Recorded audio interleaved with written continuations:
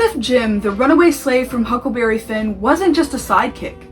What if he was a scholar, a father, a rebel, and a master of languages? What if everything we thought we knew about the story was wrong? Hey book lovers, welcome back to Booked with Mrs. V, where we talk books, classroom chaos, and everything in between. And in today's video, we're going to be taking a deep dive into two powerful narratives, James by Percival Everett and the original Adventures of Huckleberry Finn by Mark Twain. You may think you know the story of Huck and Jim, but what happens when we see it all through Jim's eyes? Grab your tea, open your mind, and let's explore how these two novels speak to and challenge each other across time. Let's begin with the basics. The Adventures of Huckleberry Finn was published in 1885 and is widely considered one of the great American novels.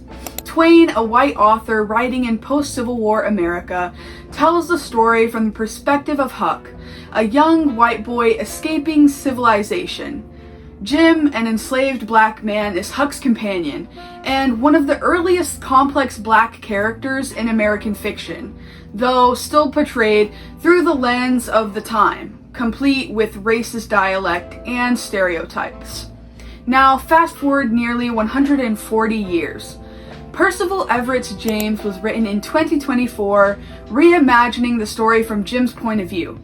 Everett, a celebrated black author known for his satirical and philosophical style, takes back the narrative control. What was once peripheral becomes central. Now let's talk about perspective. Twain gives us Huck's internal conflict, his grappling with morality, race, and societal expectations. Jim is the other, often spoken about, rarely given interiority. Everett flips this. In James, Jim is no longer the passive runaway.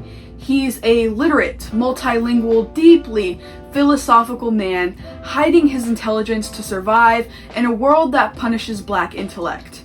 One of my favorite quotes from the book that shows this deep intellect is when James says, "I had long since learned to speak less than I knew. It was safer that way."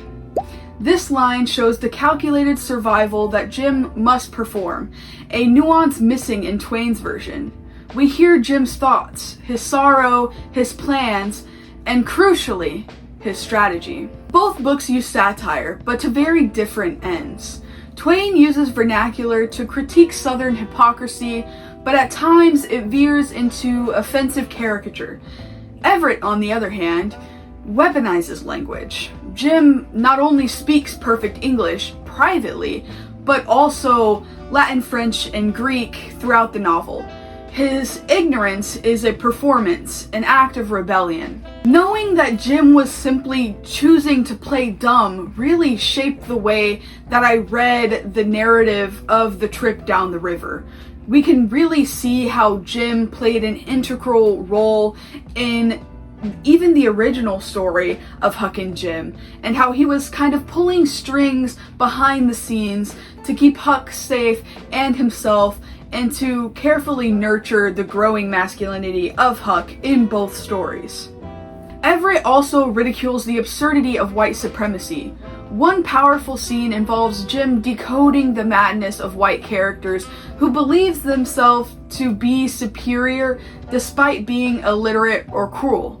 It's biting, brilliant, and undeniably modern. Twain's Huck wrestles with the question, should I turn Jim in? His moral crisis is seen as progressive for the 19th century, but here's the catch. Jim's humanity is filtered through Huck's guilt, not his own voice. In James, the theme isn't just freedom, it's self-definition. Jim isn't waiting for a white boy to grow a conscience. He's taking his fate into his own hands. Resistance, literacy, code switching, and trauma are front and center. James doesn't just want to escape slavery. He wants to outwit the system that created it.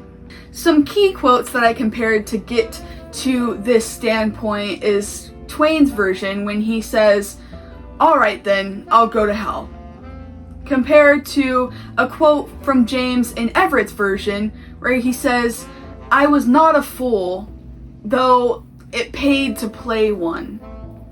This shift turns Jim from a symbol into a full human being capable of taking his own humanity and his own fate, his own destiny into his hands. And before I get into this next part, I just want to give you a warning that there may be some slight spoilers ahead. In Twain's ending, Jim is freed off screen. His escape rendered mud when it's revealed Miss Watson had already freed him in her will. It's often criticized as a letdown. Everett obliterated that ending. Without spoiling too much, James does not rely on white mercy.